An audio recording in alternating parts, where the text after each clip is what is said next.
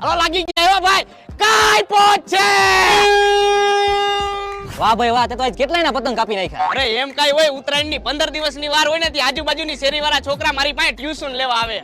તો ગામમાં તારું મોટું નામ હશે ને ભાઈ? અરે ભાઈ તારા ભાઈનું એવડું નામ હે ને કે ગામમાં બધાય મને પતંગબાજ કહીને બોલાવે. વાહ ભાઈ વાહ. તો તારાથી ગામના છોકરા બધા બીતા હશે ને. અરે જ્યારે હું પતંગ ચગાવતો હોય ને તો છોકરાઓ તો હું એના બાપાએ પતંગ ચગાવવા ઉપર નું આવે. ભાઈ તું આટલા વર્ષથી આ પતંગ ઉડાડેસ તો ટોટલ દે કેટલા પતંગ કાપ્યા? એલા મેં કોઈ દી એનો ટોટલ માર્યો નથી. જેમ માથામાં વાળ ગણાતા નથી ને એમ મેં એટલા પતંગ કાપ્યા ને ઈ કોઈ દી ગણાતા નથી. વર્ષોથી એકની એક પતંગ ઉડાડું હું આ એકની એક. વાહ ભાઈ વાહ.